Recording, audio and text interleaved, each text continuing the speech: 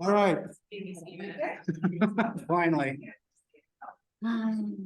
Okay, welcome everyone to Faith Again. Think Again, Faith Again. Appreciate you being here. Appreciate Lisa Cannon. Where are you, Lisa? There you are. For sharing your lovely personal.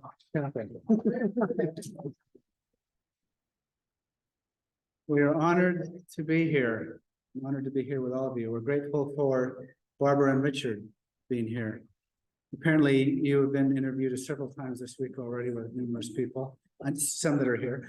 Rebecca, Rebecca Gleason. So it's fun to have them here. Let's see. So, it's interesting. A little over 10 years ago was the first Faith Again. And it wasn't originally a Faith Again, it was just a Think Again, a secular group that I was managing at the time that I inherited from somebody. But I had reached out to a colleague and friend of Richard's that's been a long time friend of ours, Andrew Maxfield, to see if I could get Richard to come and talk about a topic that I suggested, again, over 10 years ago, and that was Mormon history and faith crisis, because I started seeing a lot of that. And then she said, well, Richard's not allowed to do that right now. He's working on special projects, which were the essays. And that he just needed to get those done and out. And then Barbara came to that very first one that we had at the England home. And that evening launched Faith Again, not intentionally. It's just that we had over 80 people show up when we would only have like 15 or less show up to a Think Again. And so we just thought, well, there must be a need here. And we just kept inviting people to come and talk about issues that were challenging at the time, and probably still are for a lot of people with faith and such. So it's a wonderful thing on this kind of 10th anniversary to have finally Richard come, who I couldn't get 10 years ago. and Barbara come again. So appreciate that very much. I've asked Lisa Cannon to begin with a musical number that she's prepared for us. Appreciate that, Lisa. Lisa's a musician, professional musician. So I'm excited to hear what she's got for us. And then I've asked my dear friend Camille to offer the opening prayer. So are you going to be way back there? Okay. I hope we can hear you back there. I'll turn this around. I didn't know you're going to be back there. See if we can. I hope you bear with me because I've been picking up a lot of new songs lately, and this is one of them. It's called Trouble in the Dark. And it's kind of a dramatic thing that might, in some remote way, touched on maybe what you guys have been talking about today in an emotional sense. So now let's see my notes in this program. So anyway, here we go.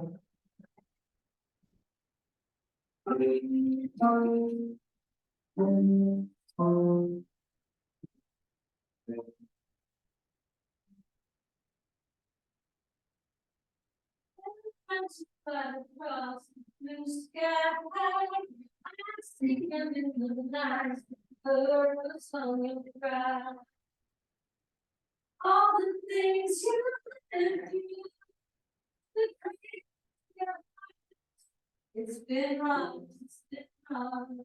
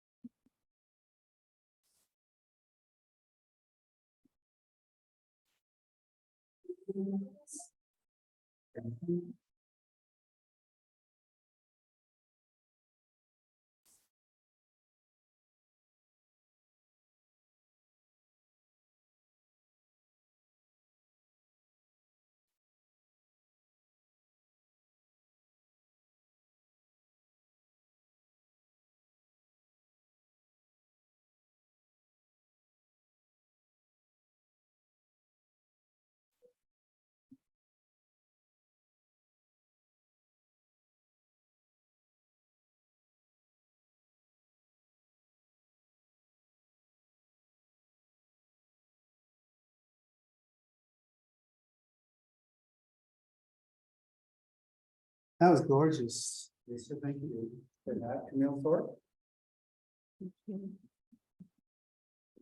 Our dear Father in heaven, we're grateful for this night together. We're grateful for Lisa to welcome us into her home and for that beautiful music. And we pray for heaven's peaceful light tonight to shine through as we hear from Barbara and Richard, and we're grateful for their work and availability to teach us. We're thankful for Jay and Jane and for the dialogue and discussions that are plentiful and useful and needful. We're grateful for heaven's gracious rain, and we pray the blessings upon those who are here tonight, those who are attending virtually, and those who may be attending from a different place, that all those could be comforted and acknowledged. And we say this in the name of Jesus Christ. Amen. Amen. Thank you. Thank you, Camille.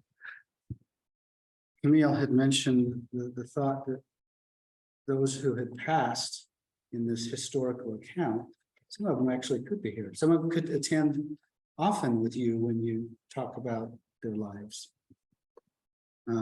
It's kind of a beautiful thing to have it in this space, because there's a solemnity and sacredness about this work that you two have done. It's probably not appreciated enough by those who are living, and I'm sure it's appreciated enough by those who have passed. So I had sent a number of thoughts that came to my mind as I listened to their book, and so I'm going to, hopefully you'll touch on some of those things. If not, I'll bring them up, but I'm going to let you guys come up and do your thing. So if you go to the website, there's a long list of wonderful resources there, podcasts, all the way to the most recent one with Radio West, Doug Fabrizio. You don't have Rebecca's yet. We'll have to put that on there. But there's lots of opportunity, but and those are all worth listening to, but I definitely would read or listen to the book. It's masterfully put together. So there you guys, thanks. I think we should start, well, I want to start by thanking Lisa. That was absolutely gorgeous. Lisa and I, seems like a lifetime ago, we were in the Los Angeles Singles Ward together in the early 90s, where she was an aspiring musician, and she still is an amazing musician. You're still,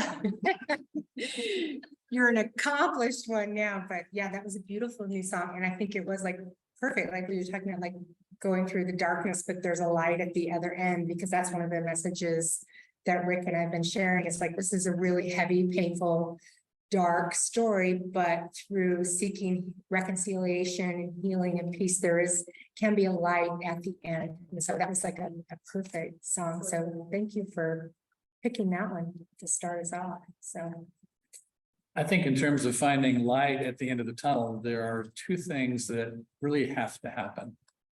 One is, it's very important that those of us who are affected by this in any way consider what can be done to bring about healing and reconciliation. We'll talk more about that over the course of the evening. The second one is a hope that I've had ever since I began working on this topic. I wrote my first article probably in 1991 for publication in the Encyclopedia of Mormonism in 1992. So I've been writing about this topic for more than 3 decades. And with this topic and many other difficult topics, I think sometimes it's very easy to sit in our 21st century seats and look at the participants and read about what happened and then go on our way as though it somehow doesn't have any impact on us. But what I'd really love to see happen is for people to read books like the ones that we've written, and then to look in the mirror and say, as I would like to say to myself as well, what would I have done under similar circumstances? And if I ever face such circumstances in the future, what will I do? And am I perhaps facing such circumstances right now and I don't even know it? So I think both of those things would make interesting topics of discussion over the course of the evening. and since we've got a smaller group here tonight, I hope we have a lot of discussion tonight, lots of your questions, a lot of opportunities to talk. So maybe we should start out, like, is there anyone who doesn't know the basic story of the Mountain Meadows Massacre? Or like, should we start by telling that with the basics, just kind of a basic overview and then go from there? Okay. We speak so much, it's like you wonder, like, okay, do people want to hear this again? But we will share it It would be again. interesting to know Yeah. where you think the story of the Mountain Meadows Massacre starts. Right. Some would say it's with the mission of Parliament Pratt. Well, sure. Yeah, absolutely. Or even earlier. So maybe we start with where our book starts. The first chapter is kind of a grabber chapter. It starts out on September 11th, 1857, just down the street here, actually, where Priscilla Levitt is being sealed to her husband, Jacob Hamlin, by Brigham Young in Brigham Young's office, which is the building in between, one of the two offices in between the Beehive House and the Lion House. So that's where the book starts. And that's happening at 11:55 a.m. on September 11th. And we know that because that's what's reported in the marriage sealing book. And they have just come up from the Mountain Meadows to be married, where Jacob has a ranch at the north end of the meadows. And Jacob's first wife, Rachel, is there. And their brothers are participants. They're somehow involved. We don't know exactly, but in the Mountain Meadows, the militiamen are lining up outside of the siege wagon train, and they're about to participate in this horrific atrocity. So that's kind of the first chapter. Then we go back and tell like the background and all of the context that led to this event taking place. So where does it start? Really, we start in with the formation of the church and the creation of the church by Joseph Smith in upstate New York in the 1820s. And then we follow that and kind of follow how the Latter-day Saints end up in the Salt Lake Valley. So That background is important to understand the mindset of the people, the challenges, the violence that Latter-day Saints experienced in Missouri and Illinois in the 1830s and 1840s became part of their background and part of what establishes the backdrop for what happened. When they get to Utah, they come here, as the hymn said, to find a place where they be safe, where none shall, hurt or make afraid. And they hope that they'll find peace here. And then 10 years after their arrival in 1847, the President of the United States, responding to rejection of federal officials in Salt Lake City by the local people here, considers Utah to be in a state of rebellion and orders a significant portion of the U.S. Army to march west in order to replace Brigham Young as the governor of the territory and as the federal Indian superintendent. And the troops are there because they've heard that it could be difficult for the appointees to be seated and to do their work unless they have some military kind of backup. Brigham Young hears about that, sees that in the light of people who have been persecuted over the years and who have been subjected to violence in many cases by soldiers. In this case, in the case of Missouri and Illinois, they're primarily local militia. I think what many people don't understand about the history of the military in the United States is that the early founders of the country did not want to have a president take office and as the commander-in-chief be in charge of a large army, which he could then use to oppress people. There was concern that the president could go rogue, and if the president went rogue and he had a big army, then they'd be right back in the same situation they were in with the King of England. So they established a two-part military system, a small standing army under the direction of the President of the United States, and then what they saw as a people's army. They passed a couple of militia acts, and under those militia acts, all men between the ages of 14 and I think it was 45 were automatically made part of this militia organization that operated in all the states and territories of the United States. And the idea was if the president went rogue, all of these people could rise up and put down the president who's gone rogue. So, and these were operated by the governors of the various states and territories. They were the ones in charge of the militia units. Well, when Brigham Young found out that a sizable portion of the U.S. Army had been ordered to Utah by the President of the United States without an act of Congress, he called out his local militia unit, which was called the Nauvoo Legion, and determined that he did not want this army to arrive in the state of Utah. I'm going to take it from there. Yeah, so the Latter-day Saints, and also Rick and I also want to make very clear, when we share this context, there's nothing that justifies the Mountain Meadows Massacre. It's completely unjustifiable, but it's important to understand context, not as justification, but just context, so you can understand, comprehend the mindsets on all of the players involved in this story that led to this atrocity. So Latter-day Saints, as Rick was saying, have been violently driven from Missouri and Illinois in prior decades. And so that was still fresh in their mind, and they do not want the army occupying their territory. So Brigham Young says the federal officials, they can come in if they would behave themselves, to quote him directly, but the army must not come into the settlements. And so he starts coming up with strategies to stall the army on the plains, and then also to try and convince Washington to pull the federal troops back. And as Rick said, you can't send the troops without the approval of Congress. Congress wasn't in session when the president sent the troops. So his strategy is, if we can stall the troops on the plains for the winter, so they can't come into the settlements, then Congress will hopefully meet and decide, no, you can't send the troops in. And that actually happens. You've probably heard the stories of Lot Smith and other militiamen who rode out in the plains and burned the grass in front of the army approaching troops and burned their supply wagons and so forth. And they did end up having to spend the winter on the plains, troops. The other strategy that they come up with is to try and convince Washington, the leaders in Washington, that if you send troops here and if you remove the Latter-day Saints, if you end up driving them out, then the Latter-day Saints, who have been keeping the trails safe from Indian cattle raiding, that is going to break out, and that no longer will immigration across the country be safe. So Brigham Young is preaching this, he's talking about it, he's writing letters about it, saying if the troops come here, immigration must stop.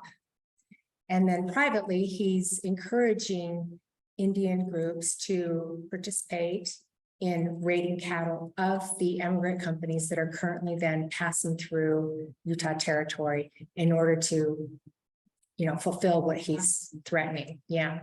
So. And so in Utah history courses, we generally hear the Lot Smith raids on the contractors who are supplying the army as a big heroic type of event, and the burning of the grass and so forth. That's generally well known, but these cattle raids that Brigham Young has initiated of private immigrant companies going through the territory is not well known. So that's one of the aspects of the book that is new. If you turn to the back of the book, we have a map, and on that map, there are a number of locations that have these little explosive stars next to them. These are the locations in which the cattle raids occur. It's not just at the Mountain Meadows, it's occurring as far north as basically what's today Idaho, all the way down to what's now southern Nevada. All of these raids are occurring simultaneously. Now, Brigham Young, as part of his strategy, is giving instructions. We want not a drop of blood to be shed. He wants the federal government to feel as though they need the Saints in Utah to help control native populations. Again, this is a 19th century view, one that we don't hold to ourselves. But he wanted the federal government to feel like if they're going to have immigration across the North America, they needed the Latter-day Saints there to help control the native populations. And establishing these cattle raids, however, Brigham Young wanted to make certain that there was no bloodshed, because the shedding of any blood attributed then to the Latter-day Saints would be then seen as an excuse by an approaching military to do what had been done to the Latter-day Saints in Missouri and Illinois. If you look back on the history of what happened in those two states, you ended up with a kind of imbalance of power that you often have between a ruling majority and a minority group. And whenever you have that type of imbalance, what often happens is that the majority that finds itself in power allows itself to commit even great wrongs without any punishment. But they hold minority groups to very, very high standards that they themselves, the majority, would never hold themselves to. And if anybody in that minority group makes even the slightest mistake, then the majority group comes down hard on them. That's what happened to the Latter-day Saints in Missouri and Illinois.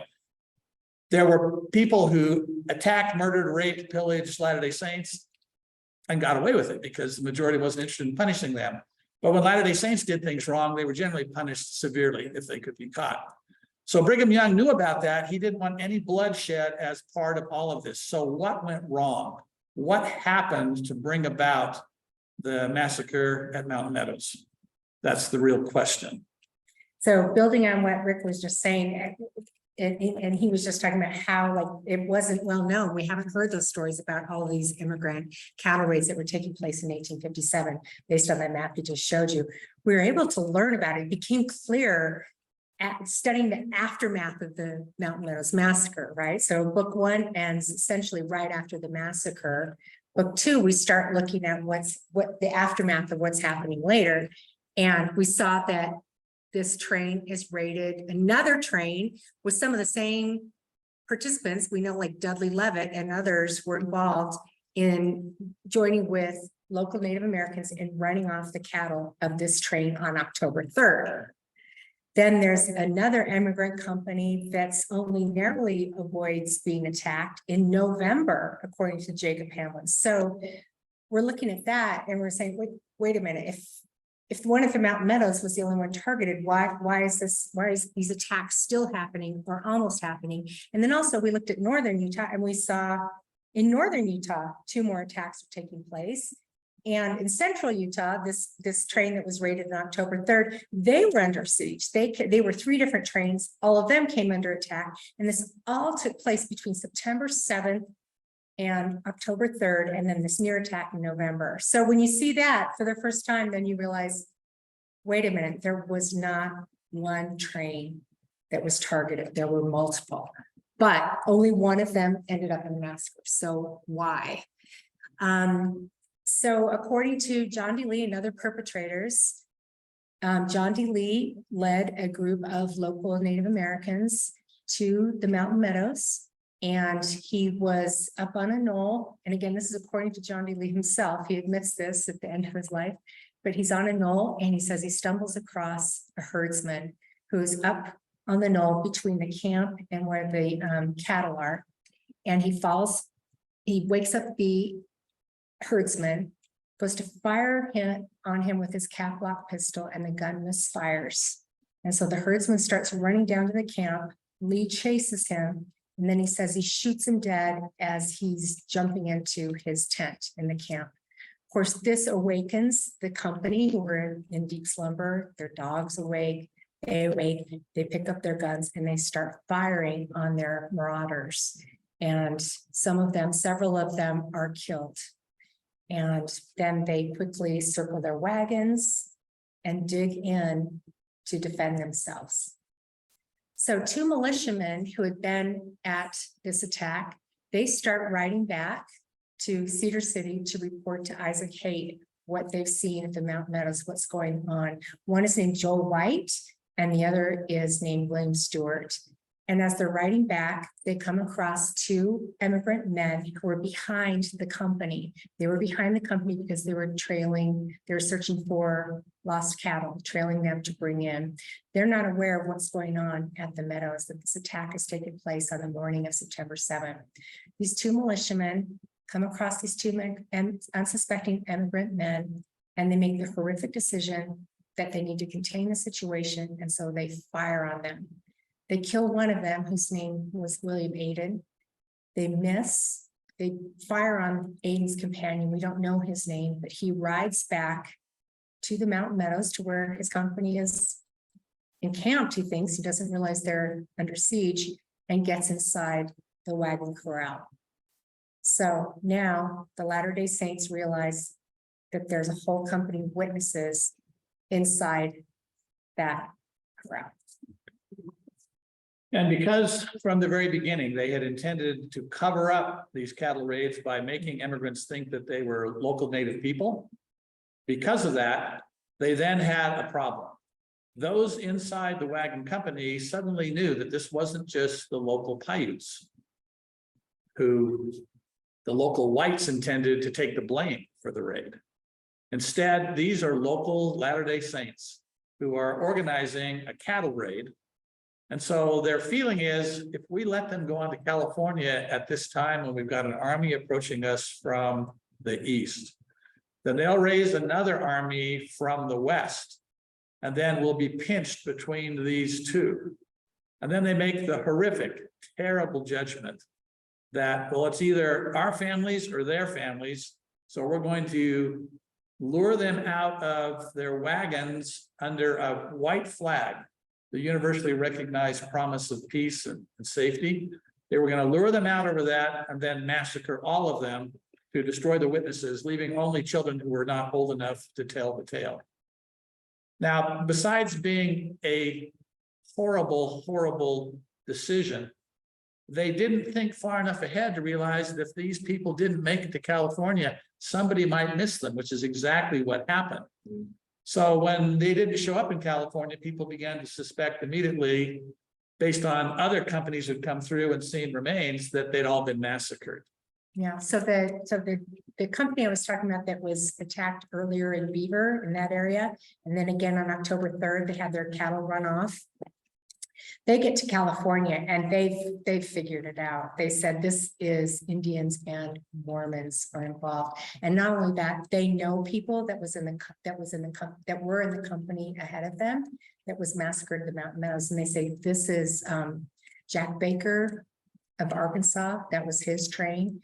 And they start saying that this is what happened, and we know, they figure out that Mormons are involved. And so it completely backfires. The Latter-day Saints plan to blame this on Indians, backfires, and people immediately figure out that Mormons are involved in this horrific atrocity. Now, for the Saints in California, this is a terrible accusation that they refuse to believe.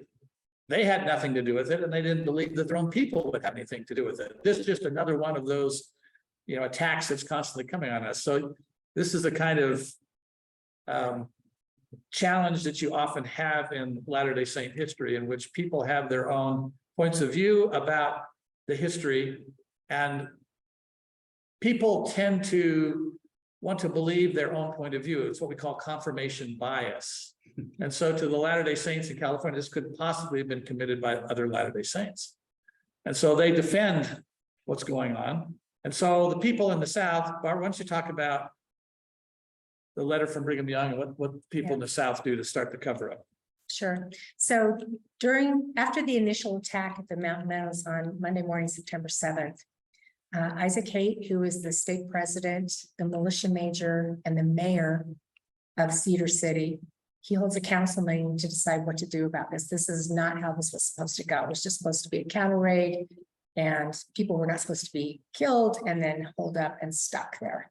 So he, based on the advice and the discussion with his council, he decides to send an express rider to Brigham Young asking what to do about the situation. The express rider leaves on September 7th, Monday. He arrives in Salt Lake City on September 10th, again, in Brigham Young's office just down the street. So he walks in, his name was James Haslam, and he shares this note with Brigham Young. Brigham Young says, "Can you stand the ride back?" And James Haslam says yes. And he says, "Okay, take a little rest and come back in about an hour and we'll send a note back with you." So he and his counselor in the First Presidency, who is also the leader of the militia, his name is Daniel H. Wells, they compose a letter to send back to Isaac Haight.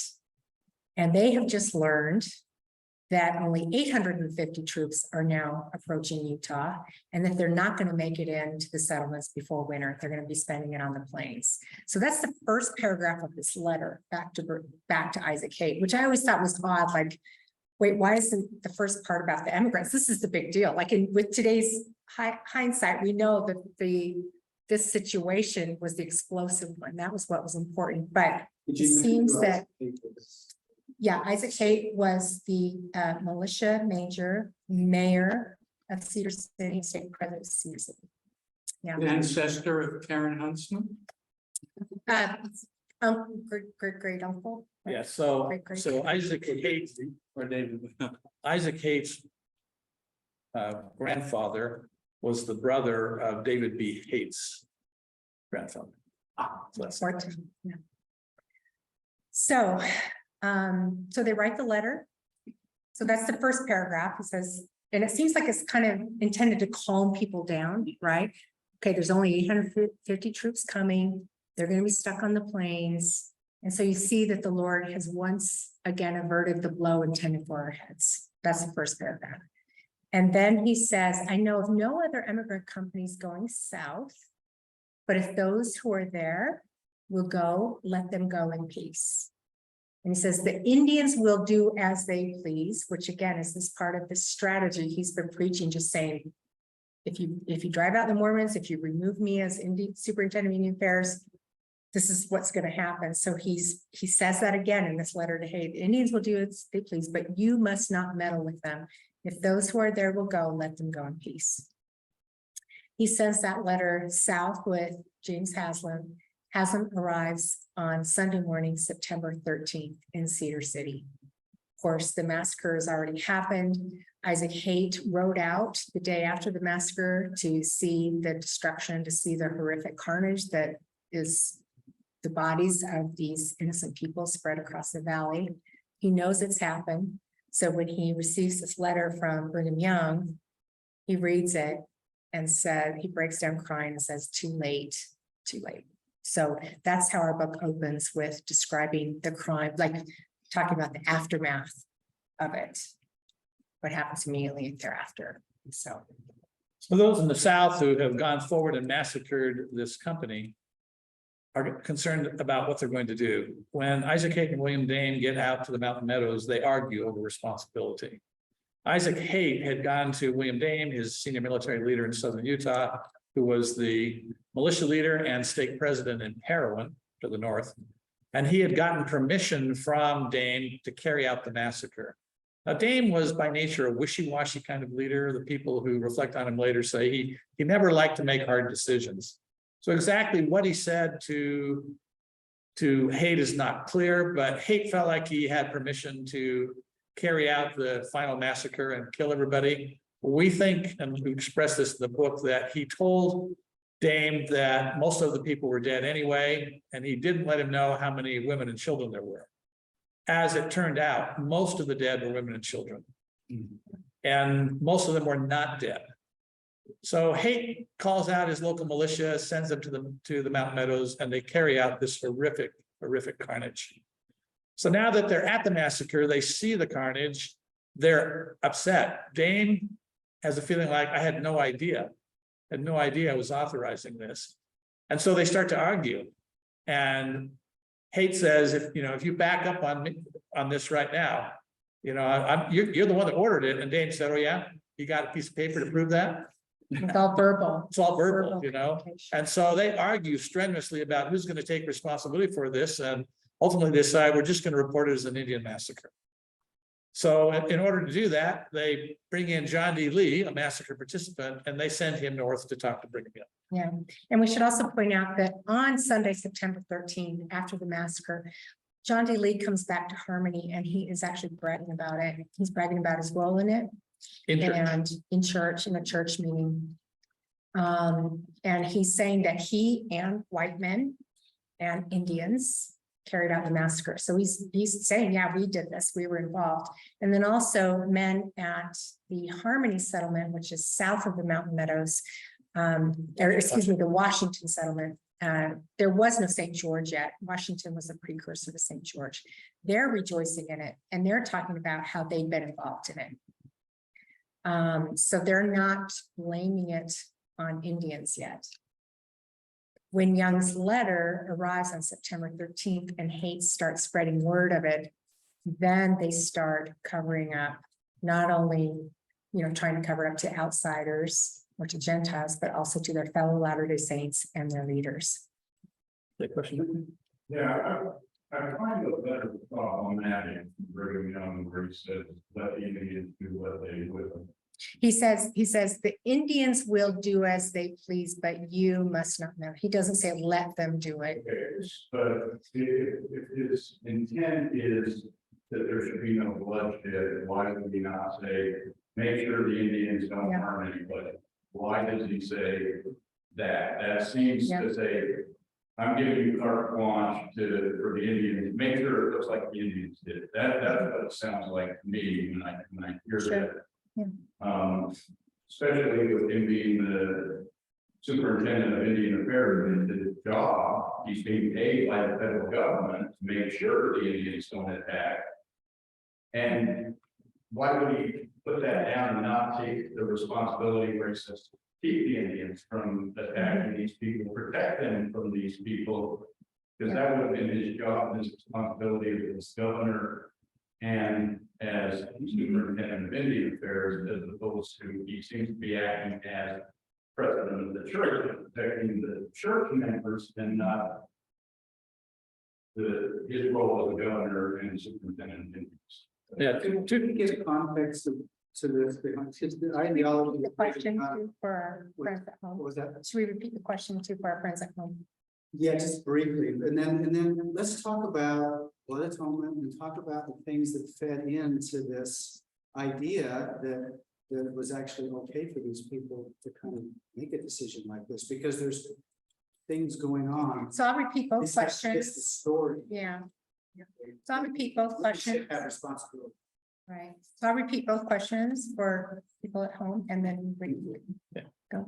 Okay. So one of the questions was, if Brigham Young was superintendent of Indian Affairs and leader in Utah, in this letter back to Isaac Haight, when he just says the Indians will do as they please, but you must not meddle with them. Why didn't he say, make sure you protect those people from whatever the Indians are doing? So that's the first question. And the second question was, It's again related to his parts, all that. yeah, so, And the things that he said on one hand, right, publicly, right, and then on the back, Yeah. individuals, how. Right. Yeah. So the question is, what role did Brigham Young have as, with all this power and as leader? And doctrines such as blood atonement and so forth, what role, what responsibility does he have in this? Yeah. So, Okay, so multiple questions. I'll give multiple answers to that. Barbara, chip in as you feel free. So first of all, in terms of the role of Brigham Young is the governor of the territory. He is the superintendent of Indian Affairs. He's being replaced by Washington, but technically he still has those roles. So you can look at this from the standpoint of the United States at the time and say, Brigham Young, as the governor of the territory and as the superintendent of Indian Affairs, should have been doing everything that he could to protect this company from attacks by Native peoples, which I think was one of the points that was brought up here. From the vantage point of Brigham Young and the Saints in Utah, this is now a wartime setting. Okay, they feel like they're being threatened by Washington. They're using their militia to rise up against what they consider to be a rogue president out to harm his own people. And so they're in a military type of setting, and this puts them into wartime ethics. Now, all cultures virtually, there are a few exceptions, but nearly all cultures throughout the world have two sets of ethics on which they operate: peacetime ethics and wartime ethics. When it's peacetime ethics, most societies around the world have a rule, sounds very much like one of the 10 Commandments, thou shalt not kill. But when they shift to wartime ethics, they then, for a supposedly higher purpose of defending their country, their territory, whatever, shift to another set of ethics that allow them to do things they ordinarily would not do. In Brigham Young's case, he does not want any bloodshed. He wants Indians to raid cattle in order to convince Washington that they need the Saints there and they should not drive them out or kill them. So to him, he's defending his people through these Indian raids, but wants them to be bloodless. So in saying the Indians will do as they please, what he's basically saying is, by the time you get this, you should have heard of my policy of having cattle raids as long as there's no bloodshed. So his intent was not that there be any bloodshed, and his reason for doing that is because he was acting as a governor of a territory that he felt was under attack by the president of the United States and his troops, or potential attack. Now, what role did Brigham Young have in all of this? In the book, we go through a lot of background of the Utah War and of the rhetoric of the Reformation. One of the things we point out is that church leaders in 1856 and thereabouts are preaching something called blood atonement. Blood atonement is the idea that if people have committed certain wrongs, then they need to pay for that with their own blood. And as best we could identify it, the two wrongs for which blood atonement is supposed to be exercised are, number one, murder, if you kill someone innocent. And the second one is repeated adultery, and in particular, predation on a child. In order for blood atonement to be carried out, however, the person who is guilty of the offense has to offer himself up to the person who is doing the blood atonement.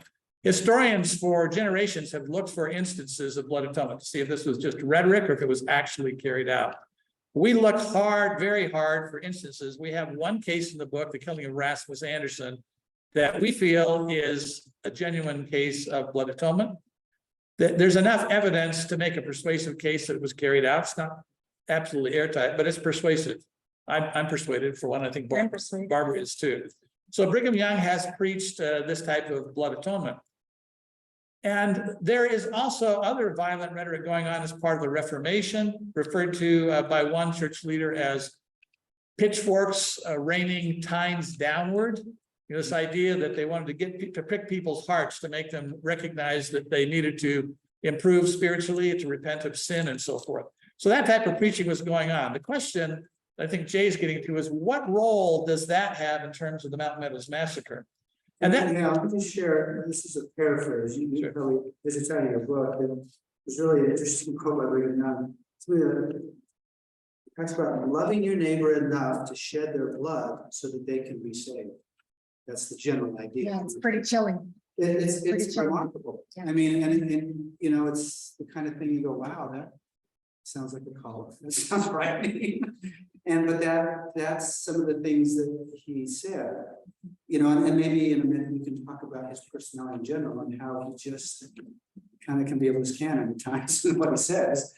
And then, in his private life, one-on-one, he tends to be more gentle, but still the rhetoric is pretty frightening. That idea, I think, feeds into it. And then, we do have, in the Book of Mormon, we have, the story of Nephi, and it's okay to cut Laban's head off because he's drunk. And it's more important to get the scriptures, and in my mind, another place to Book of Mormon, God didn't require any bloodshed, and he's got drunk and get stuff, people out and everything. So I don't know. It's conflicting, I think, for a lot of us. So that kind of thing, and you ask, is that really of God, or is that us construing God's telling us it's okay? And in this wartime ethics, it doesn't appear to be for me like Christian and Jesus ethics, and it's hard. I'm sure if I were in wartime, I might shift my ethics, but that's the question you ask at the front. Is that right? Is that right that we do that when we look in the mirror? Is it okay to shift our morality because of fear, right? These things that we're going to get attacked, or I don't know. So these are the root causes that I sent you in terms of questions, so that I don't do something like that in a time of rising conflict within our country, that we don't repeat some of these mistakes because we're afraid of each other. So anyway, sorry, if we could just kind of mull that kind of stuff around, and how you guys process that. How do you process these difficult, convoluted things? I'd like to say something about causation. Do you want to talk about the role of blood atonement, if any, in the massacre itself? Yeah, so we talked about how, and you share one of the most chilling quotes that we have in our book, about that Brigham Young is teaching this principle that you could offer to be killed for if you committed a sin against someone else. If you've committed the grievous sin of murdering somebody or repeated adultery, that seems to be the case with these. So yeah, it's a very, Brigham Young taught that if you committed this horrific sin, you could still go to the highest heaven or the celestial kingdom if you offered your blood to be sacrificed instead. So that's different than the traditional Christian theology that Christ's blood atoned for everybody's sins. This was a teaching that if you did these very serious sins, that it required even more. So yeah, it was a scary doctrine, a horrific doctrine that was being taught during the Mormon Reformation. And it stopped being taught shortly after these things happened. The people that were massacred in Mountain Meadows were innocent people. So they had not murdered anyone. They were not guilty of these crimes. And really, the Latter-day Saints didn't even know who these people were. Of course, the person who murdered Turley P. Pratt in Arkansas in May 1857, his name was Hector McLean. He was from San Francisco, California. He had just happened to catch up with Pratt in Arkansas, but the Latter-day Saints did not hold the people of Arkansas responsible for it. They held Hector McLean and then the government that had not protected Pratt after he was released from being tried. So we go into that quite a bit in the book. So the idea that somehow or another they're blood atoning these people because they're from Arkansas because the death party doesn't hold up. Doesn't hold up. Right, it doesn't. So that does still, it's cool. I mean, what's the bad side? So let me get to the idea of causation then. Yeah. So when Brigham Young was launching these cattle raids and seeking to have them occur without bloodshed, you end up with this situation at Mount Meadows and you say, so what went wrong? What happened there that made it come to pass? What happens is that Isaac Haight tries to get some cattle from these people when they pass through Cedar City in a legitimate sort of way. I say legitimate. Often when immigrants pass through trading posts, the trading posts would charge as high possible price for things as people were willing to pay. And so people of Cedar City charged high prices when they came through. It caused a little bit of tension. And ultimately, there's a little bit of a conflict there. And then he decides he's going to send some people out to circle the company and arrest some of the party. And what's he going to do with them? Is he going to throw them in jail? No, they don't have a jail.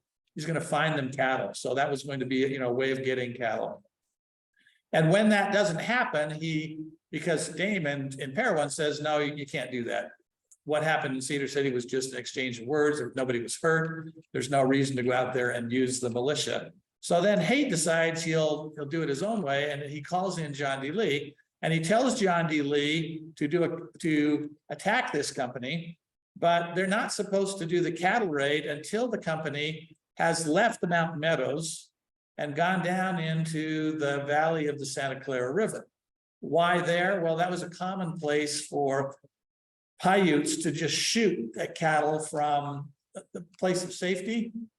They didn't shoot the people, they shot the cattle, and then the cattle would be limping along, and then they would be left there by the company. Sometimes they'd butcher them, sometimes not. And then the Paiutes would get some of those cattle. So that's where the attack was supposed to take place.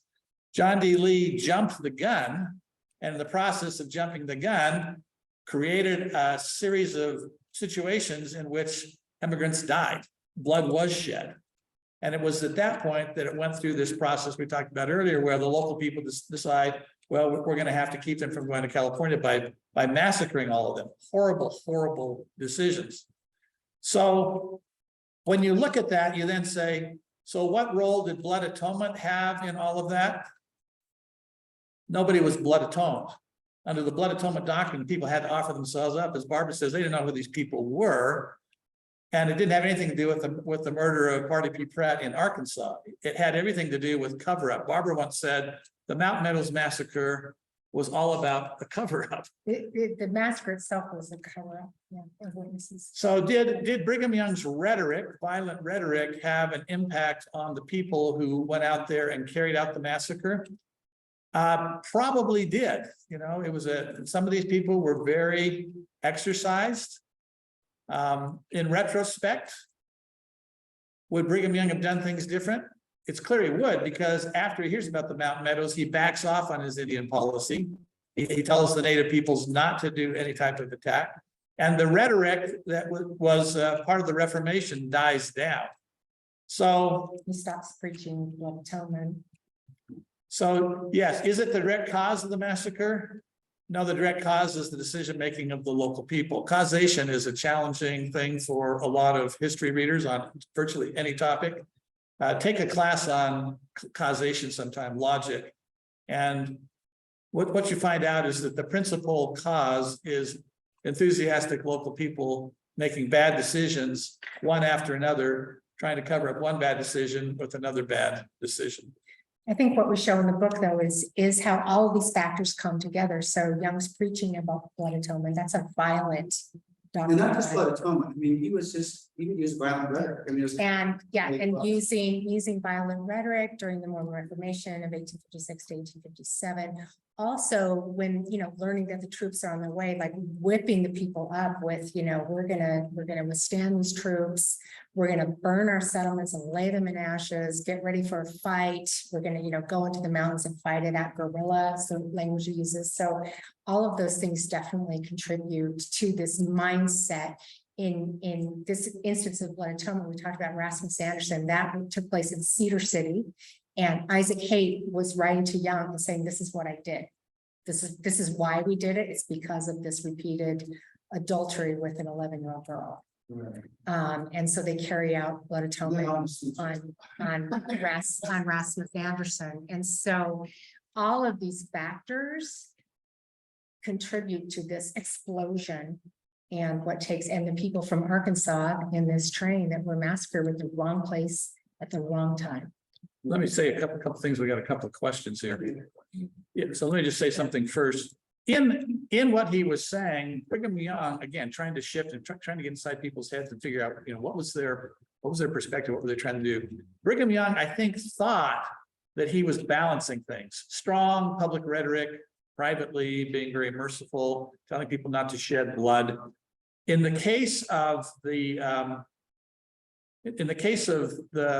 just lost my train of thought there.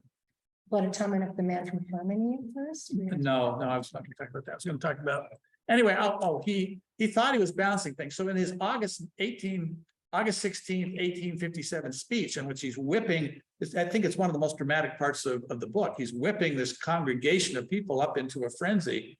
At the same time, he says in that same speech, look, I know some of you want the army to come, so you can get vengeance for what happened to you in Missouri, Illinois. And he tells them that's wrong. Okay, that's wrong. That's You not. shouldn't seek a fight. You shouldn't hope for the fight. Yeah, so I think in his mind, he thinks that he's achieving a balance.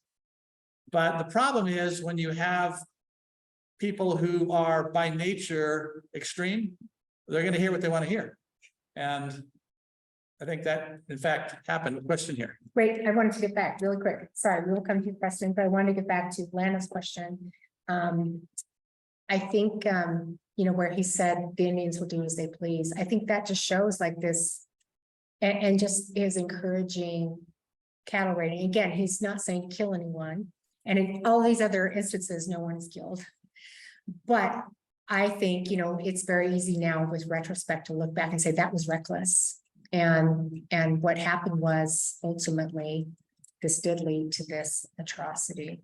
The letter, of course, didn't get there till September 13th. And so what was in it didn't affect their decision. But the fact is they thought that this was, tragically, they thought this was the best decision. They thought this was the way to solve the problems was through this violence rather than saying, well, maybe we talk with the, you know, maybe we can work something out. But in their minds, they thought this is the way to solve this issue. And it was through violence, which was Completely excuse me. What the mindset of the federal troops who were coming out was, did they see themselves as going to war, or did they were hoping, yeah. So they see themselves as So let's answer this one and then we'll get to you. I promise we'll get to you, Preston. So we looked at, we have, and again, this is all in the book, but we have a lot of quotes from some of the soldiers. The ones that they were the leaders, they're not going out looking for bloodshed per se, but a lot of the younger troops who they're talking about, we now is our time to win our colors. And now is the time to get promoted. And back then in the 19th century, with the army, the way that you got promoted and won your colors was through violence. And most of the time it was against Native Americans. But they're also saying, we just hope these Mormons, and they're saying horrible things about Mormons. They're saying, we just hope they dare to put up a fight. We hope they put up a fight. And then we're just gonna wipe them out, is what they're saying. And then we'll win our colors. Now, of course, that doesn't happen at the leaders over the military. They're not looking for bloodshed. Then they keep things under control. So, but again, there was these ideas, these wanting to have a fight. And the Latter-day Saints are saying, we hope these troops come out, some of them, and because we want to fight, we want to take revenge for Missouri and Illinois. So the mindset is towards violence by some of the people, but the leaders of the army, and I think of Young too, is like, okay, we don't necessarily want to have to fight. Don't go looking for a fight. And ultimately there isn't, the Utah War doesn't lead to, you know, major bloodshed. The worst bloodshed of the Utah War is this war atrocity of the Mountain Meadows. So, Which is really bad. yeah. Mhm. I've been very struck by earnest and vulnerable scholarship to really reflect on, in terms of causation, multiple determinants and the context of these. And I think it does foster opportunity to try to learn from experience. Mhm. And this kind of honest reflection. Well, just think of Joseph Conrad,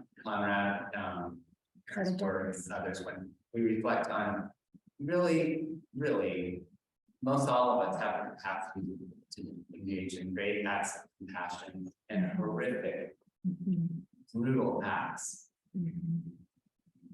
Given the seven, you know, the context of things and why some raids just went off without a hitch. And then this confluence of events, including trauma of some of the Latter-day Saints, and then we can try to deduce, okay, well, this happened. I mean, we tend to like to reduce things. Well, the leader caused this, or there's this one thing And yet, even if we appreciate unconscious motivations, which what did Romans say, the known unknowns, well, what about the unknown unknowns? And what contributes to violent acts from individuals and groups, identifying that the aggressor and even experienced violence ourselves. The tendency to project onto the other, especially when we felt threatened, especially when we've been persecuted, and that unites the people. I mean, we're prone to this, just tribes. I hate you, I hate you, you know. It's what we do as humans. But I've just been very impressed with the attempt to reflect on things, and hopefully that continues to open up more opportunity to look at ourselves and also recognize, at least as a culture, certainly peculiar people, but other cultures do these things too. Yeah. So And that gets back to what we were saying in the beginning, and what my hope has been since the beginning of tackling this subject, and that is the importance of looking inside of ourselves. It's very easy, and you see it all the time on television and social media, it's very easy to be reductionist and to say, well, this was caused by this person or that person or that person. And rarely in all of that do we look in the mirror and say, well, what about me? Am I capable of that? We just write that off. We say, wouldn't have been me. No, if I'd been there, I wouldn't have done it. But is that true? If you're in a similar situation, you know, what are you going to, when you look at the participants in the massacre, you had those who went with some reticence. Okay.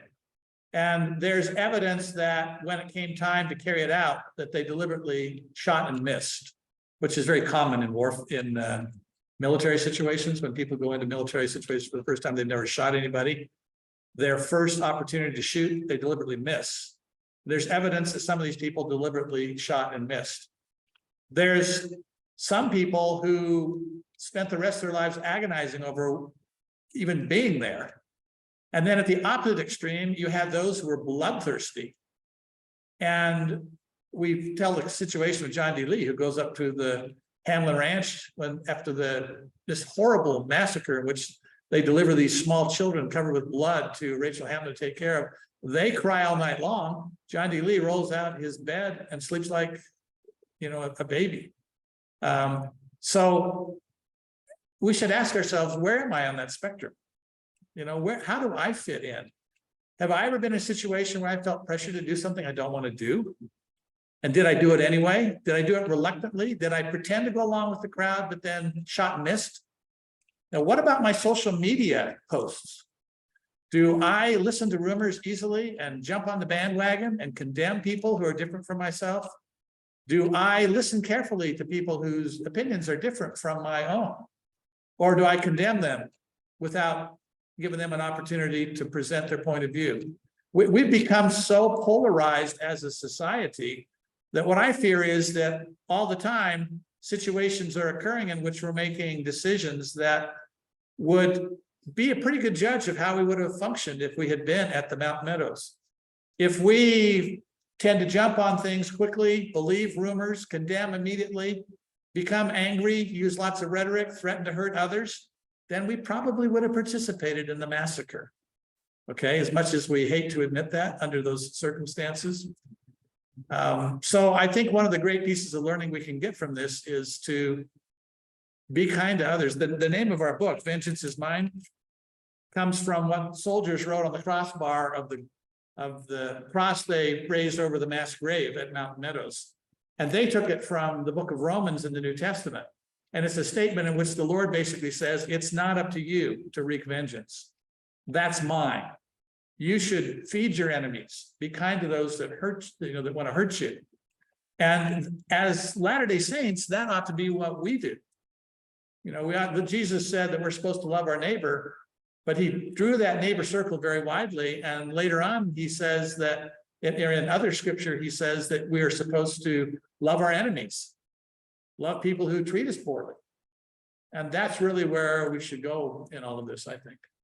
I think one of the lessons, just touching on what you were saying, Preston, that I've learned as a historian, studying all kinds of history, in American history, is every person has within themselves the capacity to do great good and the capacity to do great evil. Another example, so for my master's thesis, I wrote about Japanese American internment policy. And I looked at what it was that drove Franklin D. Roosevelt to order the incarceration of Americans of Japanese descent, simply because they were of Japanese descent. And FDR had always been a hero of mine because he brought us out of the Great Depression, the New Deal, leading us through World War II. But then when I started studying what he did with Japanese American internment, I was appalled at him and appalled at his racism, appalled at his mindset that led him to do this horrific thing. And same thing with Brigham Young. There's times I feel very tender to him. Some of the things he wrote, some of these letters we would read, I was like would be very endearing. And other times I'm just appalled, like with the blood atonement things that we shared, and appalled that he was exploiting Native Americans by encouraging them to be used, if you will, to take the blame for this cattle raiding to achieve the Latter-day Saints ends. So if anything, I just think history really teaches us that any one of us, as Rick was saying, have within us the ability to be both. And we just really need to watch ourselves and say, what am I going to do more of? Am I going to try and do more good? Yeah. Of trauma. Yeah. And then also, talking about the intergenerational trauma. Yeah. Yeah. Hubris. Yeah. And again, this is not justification for what happened, but the Latter-day Saints had passed through extreme trauma, including Brigham Young. He adored Joseph Smith. And when Joseph Smith was assassinated, Young said that, the city of Nauvoo cried buckets of tears. And then he said, I can't even think about it anymore. So just the intergenerational trauma that these folks went through. And we do talk about, like, Isaac Haight, the trauma he had been through by the time he ends up in Cedar City and so forth. And so, there's just all kinds of, there's so many lessons, so many insights that we can gain by being vulnerable and just looking at this history and being willing to address it and talk about it. And that's what we hope our book accomplishes, is just, conversations like this, like we're having tonight. So go ahead. I was just wondering if there's any examples of any other major violence before this time. And You mean in Utah with the in Latter-day Utah, Saints? and outside of, I guess, isolated incidences, I think of James Monroe. Yeah. And that kind of vengeful thing, Yeah. the Howard Deegan things.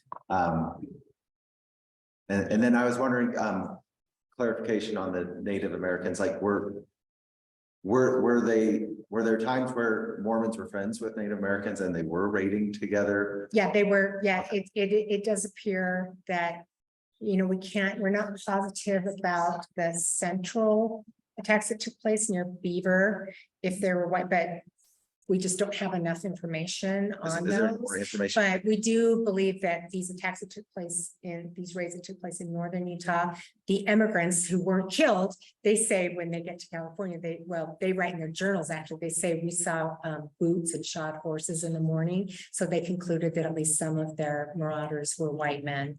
And of course, we know that the one that took place on October 3rd, Dudley Levitt, he's bragging that he helped lead the Indians in that. And there were several Mormons who were involved in that one as well. And of course, we know many were involved in Mountain Meadows. So. And then Mormons were also being attacked by Native American, like I was thinking of Fort Limhi and like the salmon mission. Yeah, and again, that's in the book as well. But there's an attack at Fort Limhi by Shoshone and Bannock on a small Mormon colony up there. That takes place in I think it's February of 1858 that takes place. So I mean there's a lot of violence going on at the time.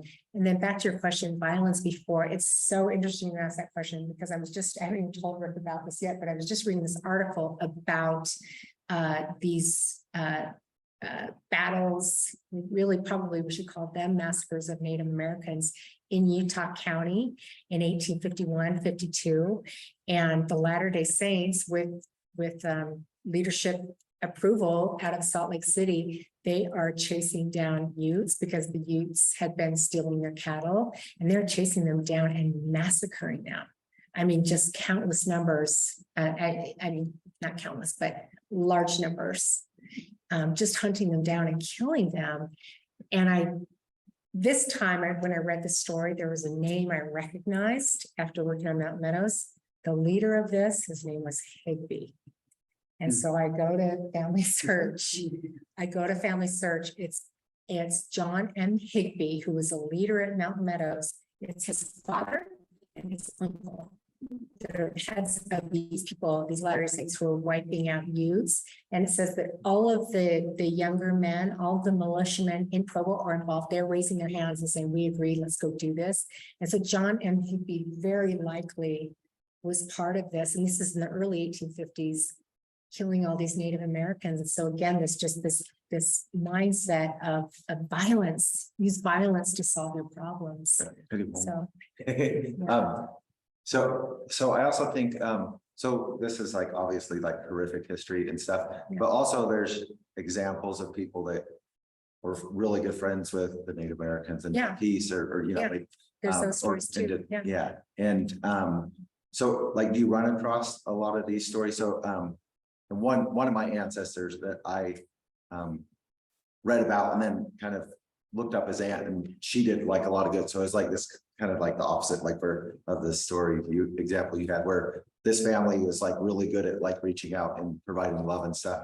But up at the Fort Limhi, like when he rode into the camp of Native Americans and ripped open his shirt saying, "I dare you to shoot me," and then they came to a peace. But he understood that because he grew up with the Northwest Band of the Shoshone Indians and like understood the culture and stuff. So he was one of those like bridge people and had like a Yeah, I mean, we talk in our book about, we quote Jacob Hamlin in the early 1850s. He goes down and he's the leader of this, what's called the Southern Indian Mission. And they initially, this is what's so tragic, is they initially have great relationships with the local Paiute people, because Ute Indians had been raiding with their horses and guns. They had been raiding the Paiute people who didn't have those technologies, raiding and taking their women and children and selling them on the slave trade.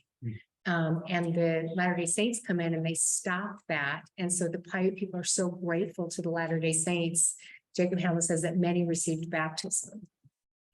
And then it turns around though with the massacre. After the massacre, the relations were, Hamlin says the relations were never good, never the same again. So to take your question of violence, and again, to bring it to the present day, the greatest violence that occurred in Utah occurred mostly in the 1850s. You get to the 1860s, there's some more because there's tension between Utes, and there's the massacre at Circleville of innocent Paiutes. Over time, that slows down. So sometimes we look back at the 19th century and we say, well, it's a very, very violent century. But if you want to talk about violence generally, you can go to, I don't know if it's still there, but Stanford used to have a website on violence, which I looked up as we were studying these books. And it turns out that the most violent century of all time was, guess when? The 20th century. Okay. And so if you look back, it turns out the 20th century was even worse because of, world wars and other kinds of things going on. So we haven't lost this violent streak of humanity. And recent polls have shown that with the polarization, the tribalization that's going on in America, increasingly people at either end of the spectrum say in surveys that they would be willing to use violence if necessary to basically prevail in this tribalization that's occurring. That's scary to me because it puts us into a realm where we're not all that different from circumstances in the 19th century when people committed, some of these atrocities. So again, we should look in the mirror and say, what will I do? What will my attitude be in situations like this? In the final analysis, it's up to each person to make a decision. When you say, well, who's guilty of the Mountain Meadows Massacre? It was group violence carried out by a lot of people who were on the ground, some armchair leaders who were not on the ground, but who certainly had a role in it. There are a lot of people who are going to have to, someday, if you're believing, if you believe in an afterlife, they're going to have to account for the decisions that they made individually. And that will be true with each of us as well. We've often said nobody alive today is responsible for the Mountain Meadows Massacre, but we are all responsible for how we deal with it. So if we attempt to deny it or excuse it anyway, or try to justify it, then we partake of our own type of guilt. We're trying to perpetuate lies about what happened. The truth is, it was a horrific crime. It was murderous. It was carried out not by one person, by a host of people. People who have large numbers of descendants today. Barbara and I have had this conversation. We just think because of the intermarriage among Latter-day Saints and the number of polygamous families who were in, whose husbands, fathers, brothers, and so forth were involved in this, that with all the intermarriage, there could be hundreds of thousands of people today who are descendants of the people who carried out the massacres. Just don't know it. So what do you do? Yeah, so I know my friend Rebecca here is also a descendant of a perpetrator. He discovered that later in life, as I did about my ancestor. Are there any others who are aware of that? Go look at Anyways. the appendix to this book. Yeah. And then Yeah, and look at check some your ancestry. going, oh my goodness, that's how I figured it out. But There's a capacity there. At some point, we've got people in the street that doesn't turn on. Yeah. At some point. yeah, no, it's true. Yeah. Yeah. We've made it so easy. Yeah, so the way, the view. only right way to handle this, and Rebecca and I know we've had lots of conversations, we feel the same about that. But the only right way to handle it is to be sorry. And even if you're not even if you don't know if you're a descendant of a perpetrator, but you're just a Latter-day Saint, or you're a Utah or whatever, the only right way to feel about the Mountain Massacre is profound sorrow about it. Yeah. So, yeah. Yeah. Yeah, I have. There's a couple points to get to there, one point that, sorry. So, no, I just want to hold that. We're gonna do that because there's some important, We'll come back to it. yes. We will. Important things that you have to do with, you know, Christian responsibility, whether it's a massacre or whether it's, so I guess in my mind, I'm going, to me, what you're saying, and maybe you're not, but ideally, if I were living, and I did live during the time that blacks were not had a priesthood, that I would question them, and I would say, this is harming people, and I would question, like I hope I would have, and may not have, obviously, during Brigham Young's time, questioned his rhetoric and questioned Isaiah, Lee and the people that were leading at the time. I think there's an important space there that needs to be carved out both ways. And what's going on right now, do I need to question in myself, like you say, Richard, but also in what I'm hearing from all sides, whether it's I'm hearing from leaders of the church, because what I appreciate, and I appreciate in the book that, you quote Brigham Young saying some really, not just about blood atonement, but things he said about the militia coming in and the government. I mean, he used really violent rhetoric all the time about everything. And not that I think he wanted that, but that's the rhetoric he used. But again, one of the last conferences, it's like, we got things for being activists. And I appreciate that on one hand, and on the other hand, I'm going, well, I also need to follow that light of Christ and listen to my conscience, even if it's coming from an authority figure, whether it's a governmental figure or a church figure or whatever ideologically you're following in. I need to think really carefully about that. Or Richard, as you say, in social media, jumping on kind of a mob bandwagon, about things. And I just want us to leave tonight being very thoughtful about whoever it is, whatever we listen to. And I think I grew up in an age in the church where it just felt like, well, I was raised in the primary song, follow the prophet, don't never lead you astray. And, at some point tonight, I would like your personal reflections on that and how because I have a lot of friends, how you navigate that. that idea? And is it a helpful idea, or do we need to adjust that with historical perspective, knowing that any of us, right? I can do horrific things. Prophet of God can make horrific mistakes. And then how we manage that and still be faithful in the church that we feel God has created and called these prophets too. So I'm happy to address that. that'd be great. So And we'll still get back to you, but I just didn't want to pass this up to you, a really critical. And critical thinking here. Thanks for your patience. So a couple of points to your question. First of all, I think that we often hear in today's world about toxic perfectionism, that people expect perfection of themselves and never being able to reach that, they become depressed, suicidal, and so forth. There's another type of perfectionism that we sometimes have in the church, and that is expecting all of our leaders to be perfect. Look around your ward.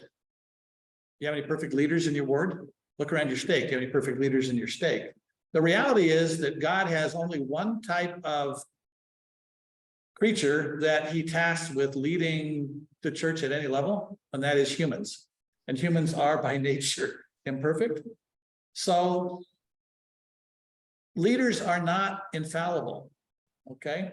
So what does that mean for us as individuals? What it means is that if you remember, again, this is a church setting that we're in, and you're Latter-day Saints, so I'm going to talk in theological sorts of terms, which is something we don't always get into when we're talking history here. But theologically speaking, Latter-day Saints believe that in the premortal life, two plans were presented. One plan that was presented was, you go down there, you don't think, and I force you to do what you're supposed to do. And that was rejected by those of us who chose to come to earth. The other path was, you're going to have your agency to make your own decisions. And that's fraught with danger because you can make mistakes. But that's the plan that we all adopted. Interestingly, sometimes as church members, we want to go to one of two extremes. One, we either want to absolve ourselves of all agency, all responsibility by having somebody tell us every step that we're supposed to follow. And that's just plain wrong. That was the plan we rejected. No matter what happens, we all have to make our own decisions about what we do, and we're all going to be responsible for the decisions that we make. At the opposite end is those who are looking to try to find fault with leaders so that they can then reject everything and go about living a life without responsibility. Does that make sense? And that position is untenable as well. What we should have is this experience where there are people, sometimes we may be leaders ourselves in organizations, sometimes we may be followers, but regardless of which role we're in, we have our agency and we're going to be responsible for the decisions we make, whether as a leader or as a follower. Intriguingly, when the church is organized in 1830, the revelation that's given about Joseph Smith says that the people are supposed to sustain him in all patience and faith. That's the language of the revelation, and all patience and faith, meaning that to follow leaders is going to take patience. Okay, you're going to recognize that they're not infallible. Okay, and therefore you need to make your own judgments about what's going on, and you'll be responsible for those. So does that mean that you just don't follow them? No, it means that you accept responsibility for trying to figure out in your mind what's right, what's wrong. Spiritually speaking, it means you get on your knees, you pray about it, you come to your own conclusions, and then you'll be judged for the decisions that you make. I think it's important to follow your conscience. And I mean, I took our kids to Black Lives Matter marches in Salt Lake, after George Floyd's murder. I feel great about that. I'm glad that I set that example for my kids. They saw me doing that. They're involved. I would do it again. So I don't know. That leader, don't be an activist, don't get involved in that. I hope that's not what he meant. But I know my conscience tells me that I would do that again. So I think, just like we're saying, if you believe in God, then pray to God and do what you think is right, follow your conscience. And like Rick said, leaders are not infallible. They've made mistakes. We've now learned, because of Paul Reeve and other historians' research, that the restriction on blacks in the priesthood was actually never doctrine or revelation, but it was a political decision that was made in the 1850s. And now we know that that was wrong, that that was a place as long as it was. So, yeah, I think just follow your conscience and do what you believe to be right. And so I think that's a good example.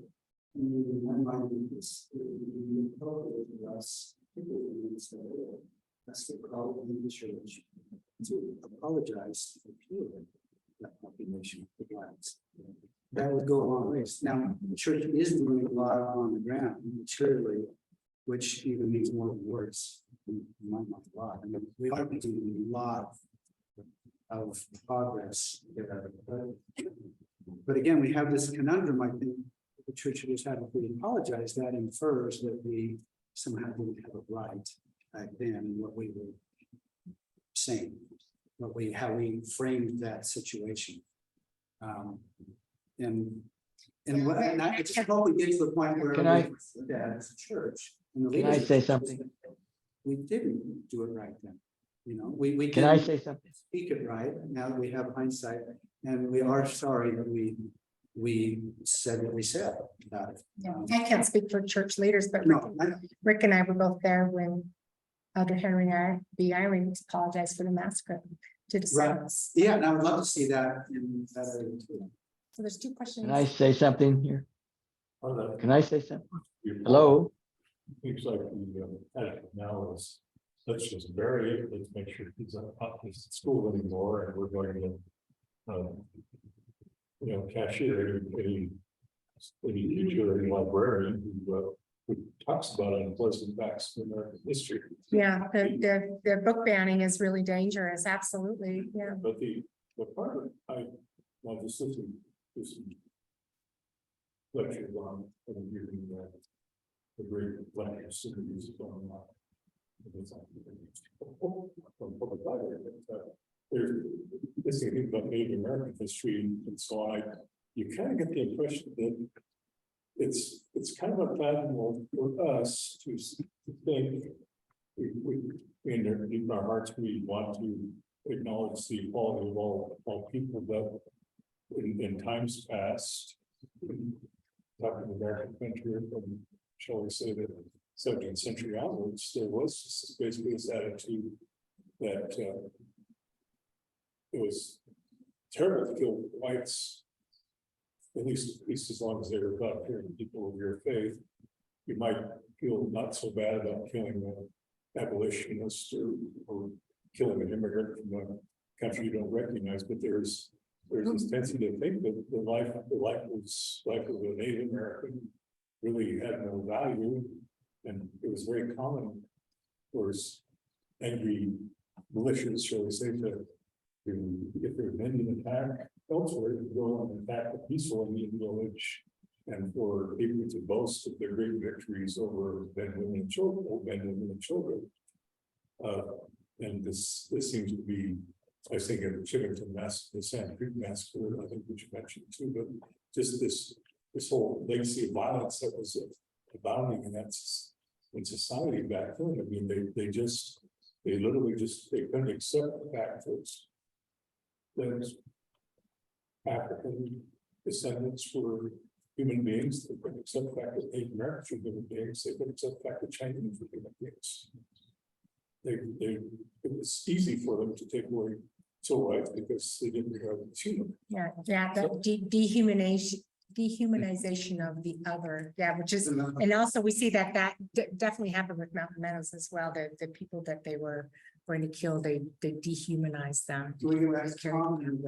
Well, no, we have this lady has a question. No, sorry, you go ahead, please.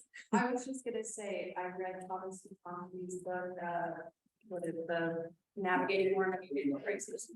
And he quoted Brigham Young specifically saying, like, he fears when if members don't specifically pray for themselves in regards. I've got to get this book. Like. It's Just going back to the thing. I'm listening still, so What you were saying is that anyway, so. They've got me in line to make a Have comment, to- so Yeah, you have to maintain your own What- agency in this. You can't, what are you you asking? can't pass the buck either to excuse wrongdoing or your ability to make Okay, your about a own half hour. decision on anything. And to the, to the earlier question here, history is fraught with all types of Probably. happened. And to me, is the answer, well, you just don't read history? No, you read history. You read it deeply. And then you decide for yourself, what can I learn from this that changes my behavior? We need to start with ourselves. Then maybe we can influence some others. We need to start with ourselves and say, what can I learn from all of this? Then we have. So. But Tom, somebody- just wanna raise your hands into- No, that's all. Yeah. Before I went to Mountain Meadows Massacre and to site, not read anything about it. Yeah, And Me then I too. didn't hear a lot about how there's an evolution of reconciliation. It's along in history, it's becoming more prominent in the media. And when I went down in 2018, I couldn't walk ahead and the girl were killed, and I had no idea. That was one of several sides. yeah. And then another experience, how we books about it.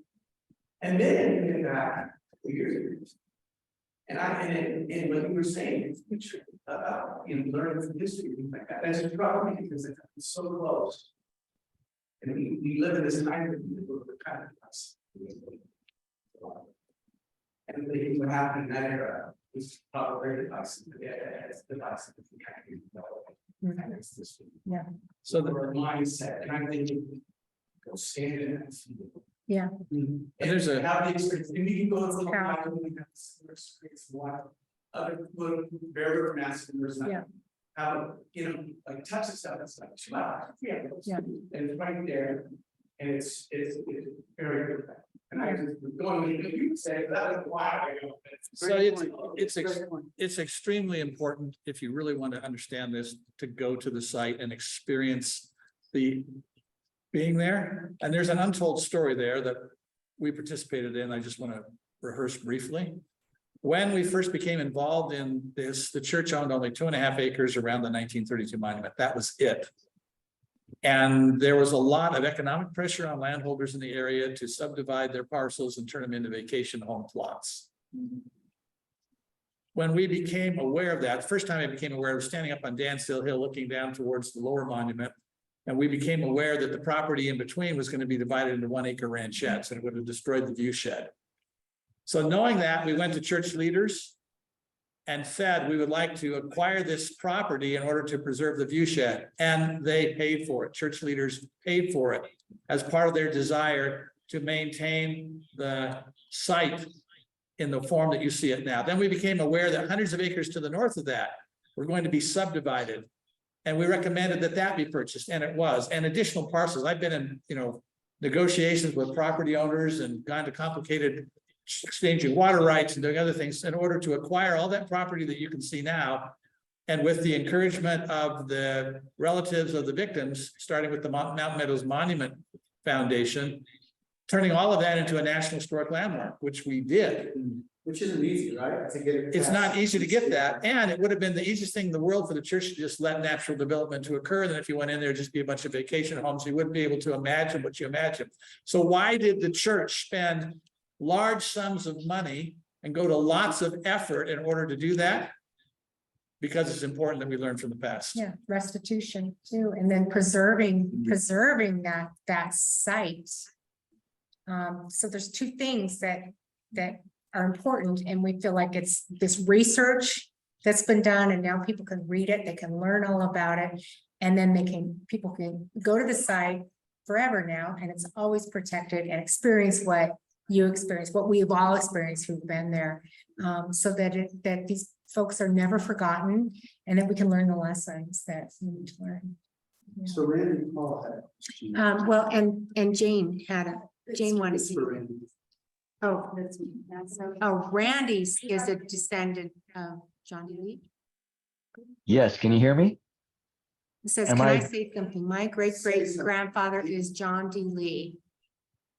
And Yes. I don't know how. It's unmuted, but we can't hear him. Okay, Randy, you could type you your put it in question or. Yeah. Oh, I can't, type it I in can't chat, talk. But anyways, I can't. Can you hear me now? Yes, trying. Why would you? yes, Not muted, so. yeah, yes. Okay, so while we're waiting for Randy, what? I am talking now. Can you hear me? May seem trivial, it's just a straight question, as opposed to a moral application. So first, my appreciation that we're looking at this reasonably. And not just through the lens of the present, but also Yeah. through the lens of the past, which Right. as a discipline seems to be disappearing from public discourse, which is regrettable. And this is not to excuse any of the horror of these crimes. But I'm just curious. In the back of your book, with a wonderful map, it looks like there were 4 of these events, these immigrant cattle assaults Mhm, that happened in the week prior to Mountain Meadows. mhm, And so Mountain Meadows was one of several. yes, Did any of them work? yeah, the rest they did, they ran off the cattle. Mhm. They ran off the cattle, no blood was shed. In one incident in the north, one immigrant man was killed. And that we don't know a lot of detail about that. But And so and at some level, for better or worse, well, obviously for worse, the Mountain Meadows was a botched job. it was a cattle raid, which also wasn't a good thing, right? But it was a cattle raid that went awry. Yeah, And the question of responsibility for that gets to some of the main leaders on the ground. So Isaac Haight was central to planning the massacre, both the original attack and then pulling together the men who went out there and carried out the final slaughter. In later years, he basically tried to absolve himself of any responsibility. So what did he do? He looked at John D. Lee and said, well, we surmise John D. Lee jumped the gun. I called him off, which he did send 2 guys out to call him off. But John D. Lee jumped the gun before he got called off. So Haight is saying, I'm not responsible. Lee is pointing his finger towards Haight and said, this wasn't my idea. You got me involved in this in the first place, and you sent the people out here to do the final math here. So it's not my responsibility. Haight looked at Dame and said, Dame was the senior military leader. He's the one that gave the go-ahead. So he's responsible. And then Dame's looking, well, I didn't get the right information. I'm not responsible. Everybody is pointing the finger at everybody else. And that goes to the point at which I said, everybody who had a role in it, including the individuals on the ground who participated in any way, have personal responsibility. And each needs to sort of examine his own soul and will be judged ultimately for their participation. And so it is with us today. We can't absolve ourselves of responsibility for things in which we participate that are wrong, just because a whole group of people did it, or somebody that we liked led us in it. You know, we have to each bear our own responsibility and try to figure out, does this apply to me today? I think it does. So from a leadership standpoint, you could argue that Brigham Young created the environment in which it could go wrong. Yes. And came up with a concept for defending the territory against federal encroachment that was very, very risky. Yes. You can make that argument. In terms of ultimate, again, if you go to the causation question, you get closer to the ground. Well, sure, and then you get the question of the war mentality versus the peace mentality. You do, and you get the question of, well, are there others responsible? Is James Buchanan responsible because he launched an army towards Utah? That's some research. So, you know, there's plenty of guilt to go around, but the primary causative responsibility exists with the leaders in Cedar City and elsewhere. On site. We're making poor judgments. Here and then here. Go ahead. Is there examples of people having more of like a peace testimony where they didn't like refuse to fight, like either as a result of this or in the like before was like that part of the culture at all, like this kind of, and it's in the Book of Mormon, this like nope, I put down my weapons, I'm not gonna fight. Is there, any There's a lot of, examples legends all around about the Mountain Meadows Massacre. There's countless legends that we've debunked through research, but one of the stories that some of those who didn't go to the Mountain Meadows, they say, oh, well, I faked that I had a fever, or I told Isaac Hayes he was foolish. I brought my, there's all these stories, but what we found is Hayes called it. We looked at all of those who were sent from Cedar City to go. Most of them were up higher up in the military, or they're leaders like in the church, like Philip Klingsmith, who was a bishop in Cedar City. And so those, it looks like everybody Hayes told to go went. So as Rick mentioned, we do know a couple of men didn't fire, like they didn't kill the immigrant men at their left, because a few immigrant men went running up the side of the hill. They were chased down by men on horseback and killed. But everybody who participated had an alibi. They all have They all have an excuse. Yeah. And a lot of families say, well, my ancestor didn't go because he jumped into a pond and sucked air through a reed in order to not be Yeah, caught. there's all these kinds of legends like that. And many of them are just, they're fake. Yeah, they didn't go because they weren't asked to go. So my question was also just the larger culture, not just specific to the individuals, but was there any examples in the larger Yes. culture? So after Isaac Hayes sent John D. Lee to make the initial attack in Santa Clara Canyon, he held a council meeting on the Sabbath. It was kind of a combination, High Council and New England Town Council, where they'd bring the farmers who'd come in for church and they talk about fencing and cattle herding and things like that. And in that, he announced he'd sent John D. Lee off to make that initial raid, and his council refused to back him. Those people said, this is not right. This goes contrary to our religion. We're not going to do it. So at that point, Haight sends a couple of messengers to go call Lee off. They don't arrive in time. So there are people who do stand up. Now, I've read extensively in the literature of violence in preparing for these books. And the literature on violence says that when you get mob mentality, if there's just a single person who will stand up and say, I don't think it's a good idea, then often others will join. What happens is you get into a situation of intense peer pressure, and a lot of people are thinking, I don't think this is a good idea, but no one speaks up. And when they don't speak up, they look around, they go, well, everybody else seems to agree with it, so I must be the one who's wrong.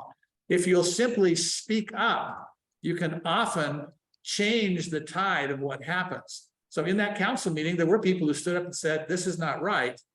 And it would have stopped the massacre if those messengers had gotten to. And if the letter they sent to Brigham Young as a result of that meeting had gotten back on time. Well, and it's hard to stand up against something that's in the name of God, right? I mean.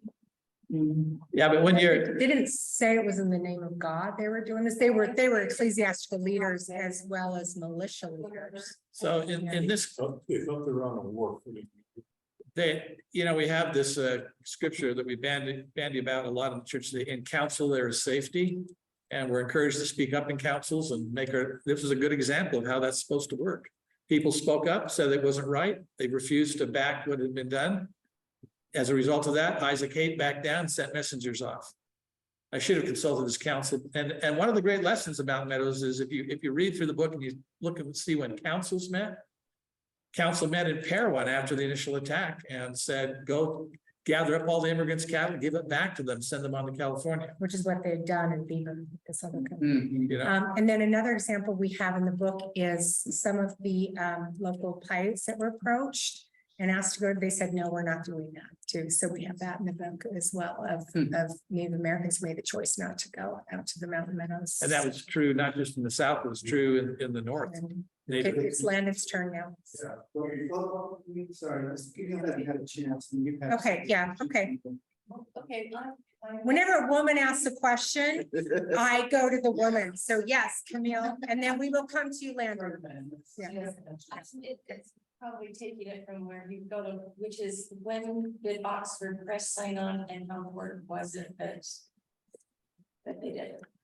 So Oxford University Press signed on for our first book relatively early in the process. I remember it took us a long time, it took us 7 years to write the first book. And I can remember the editor there contacting Andrea Maxfield with whom I worked and said, when is Rick going to let go of the manuscript? And then we let And it with the- twice as long after that. And with apologies to the National Rifle Association, she said, when you pry it from his cold dead hand.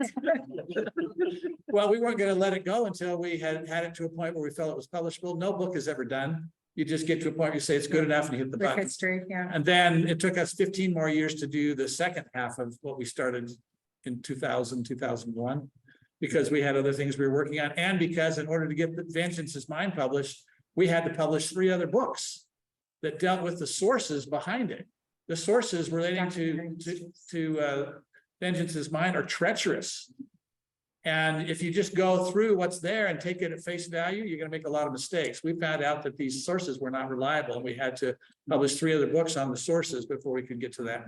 So when did Oxford sign on for the second book? The answer is the first book was so successful that they signed on very quickly for a second book. I guess I really didn't realize about the first one, but my question is, of course, you wouldn't want it to be published by the Church of Jesus Christ. I mean, you wouldn't want it. Oh, no. No, we wanted it to be, that it is a scholarly, Obviously. well-documented, Do people still peer-reviewed. think that it's but- apologetic in any way? It depends on where your standpoint is. Like, I mean, I guess if you're at one end of a spectrum, you might think it is, but if you read it, I'm always kind of surprised when people, most people have said, no, it is like really lays it all out, you know, with all the most damning quotes and things like that.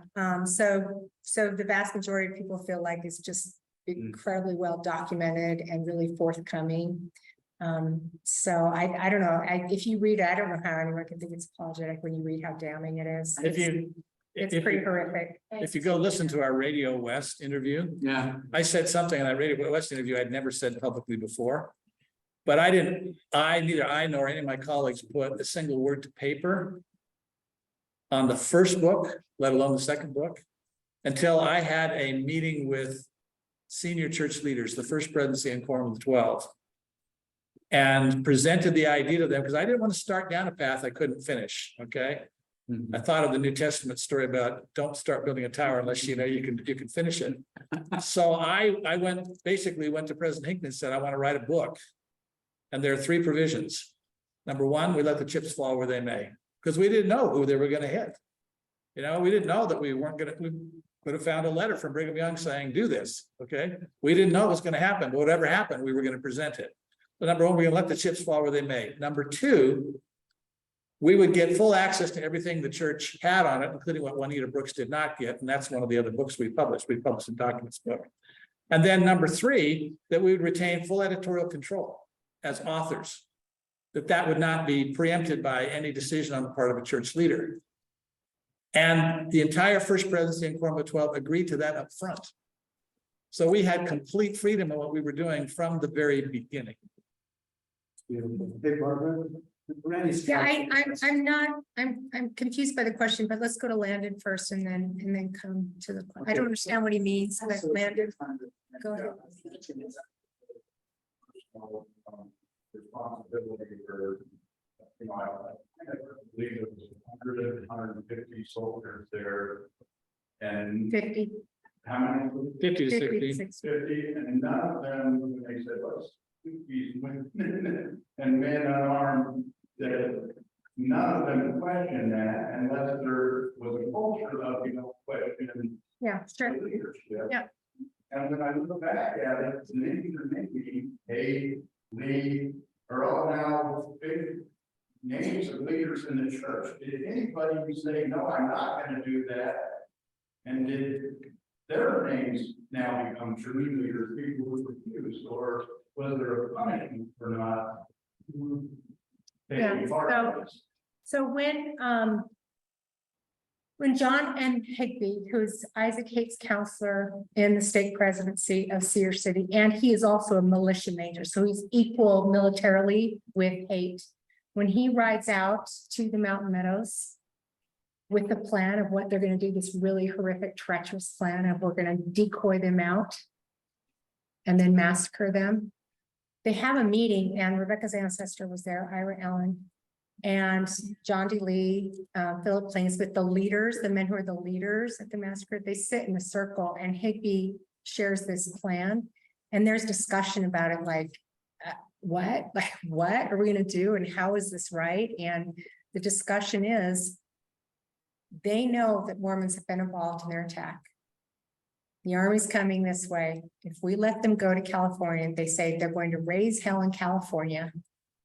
And then our women and children, we're going to be slaughtered. So why not theirs instead? Why don't we just wipe them out and prevent this? So there is that discussion. And then in a sacrilege, they pray about that decision.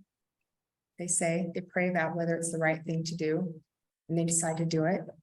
And then those leaders there on the ground, they take the militiamen who weren't part of that meeting, and they put them in a hollow square formation, and they stand in the middle.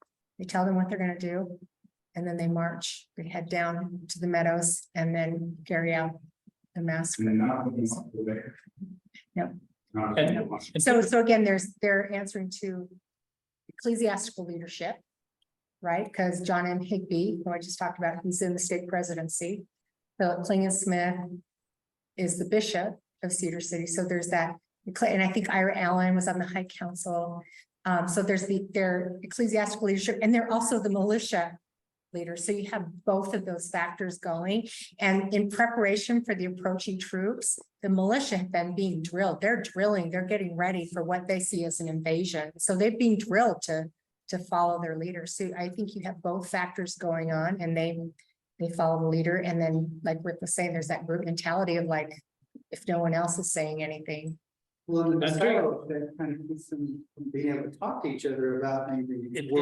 It does, and typically when these kinds of atrocities are occurring in groups, the people who are asked to do something wrong aren't given a lot of time to think about it or talk about it, okay? And then that peer pressure gets on them. Now, after the Mountain Meadows Massacre, when word about participants starts to move around, they get called the Mountain Meadows dogs. Okay, there's a lot of people in the church that don't like these people who participated in the massacre. A lot of them flee to other places and try to live other lives. Ira Allen goes north.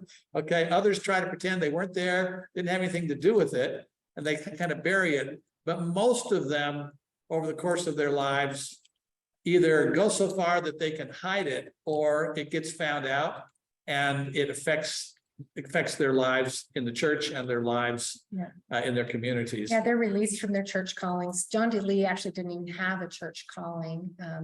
He was sent out. He was a farmer to the Indians, so he had relationships with the local Paiutes, and he spoke a little bit of Paiute. So he was not a leader, a church leader. So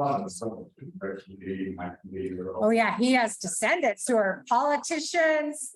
Yeah, Senator Mike Lee, the Udalls. Yeah, he has.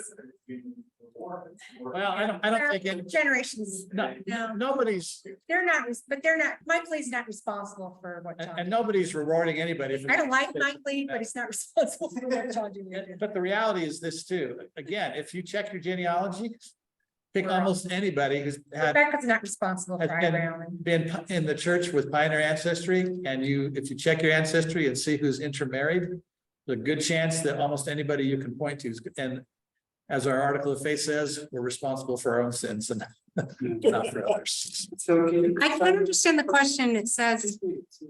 I think it's Jane originally. Yeah, so if he's gonna respond, just tell him to respond to everyone. Did, but I don't understand his question. So let me read it. Just tell him. Is this not a current problem still? This is a footnote, not a section in the D&C. Should we not consider the problem this creates for all revelatory leadership? You can't say, I don't think this is a good idea to the president.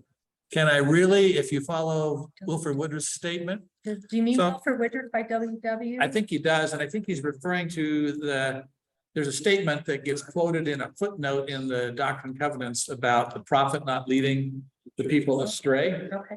And so again, I'll go back to what I said before. We don't, you see statements like that, okay, that Wilford Woodruff said, but if you talk to church leaders, they'll say we do not have a doctrine of prophetic infallibility.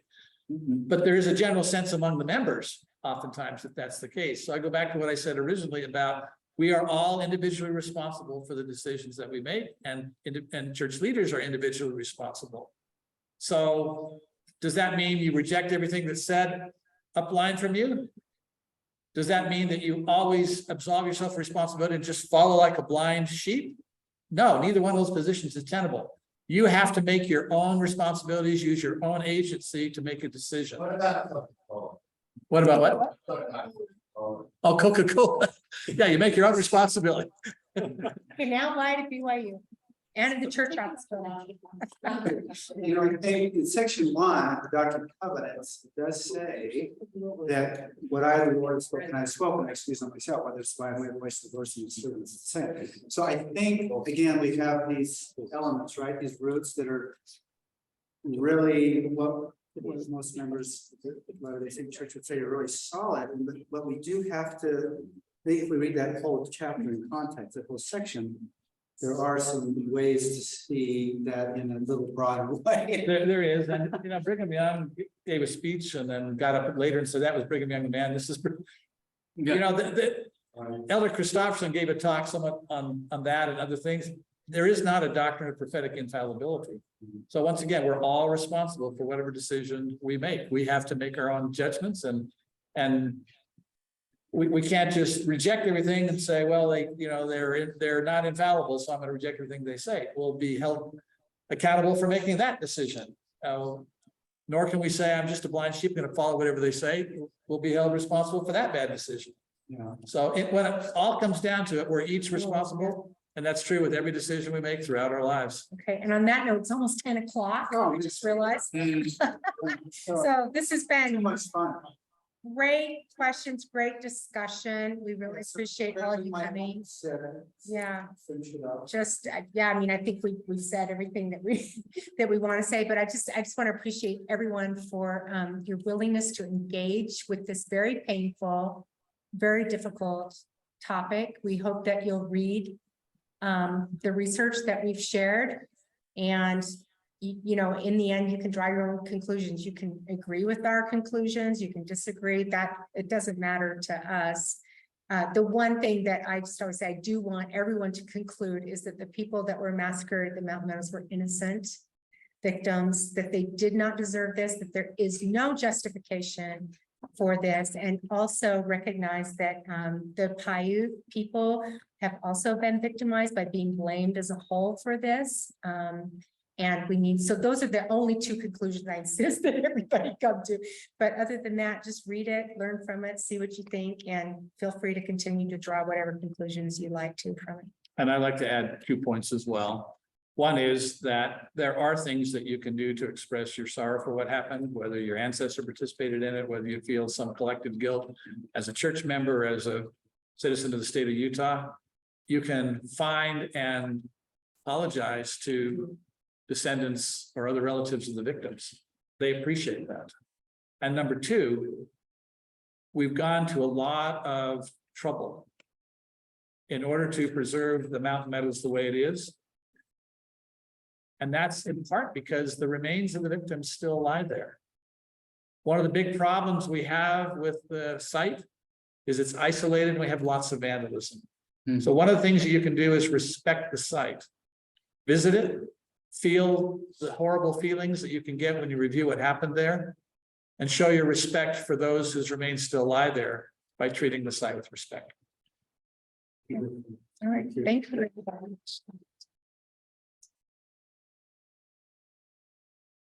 Thank you. So I've asked Lisa to lead us in one verse of Amazing Grace, right? I think Can you play Amazing Grace? she maybe just do it. Okay. And then Walter, would you mind? Walter's part Quaker, so we have people with different religious threads here. So I think you could offer one of the closing prayer if you would. Great. Most of us know that one. It seems appropriate.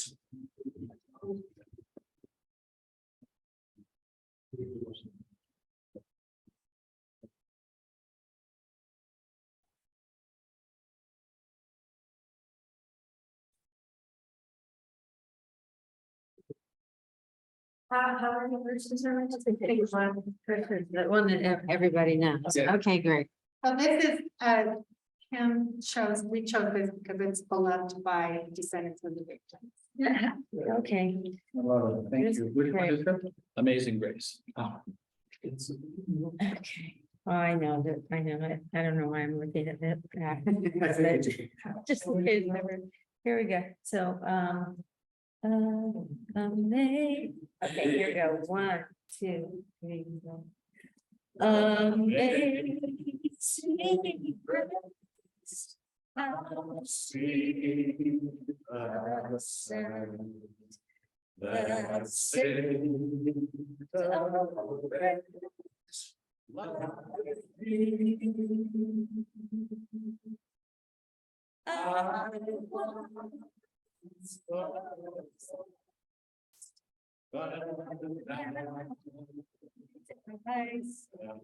once was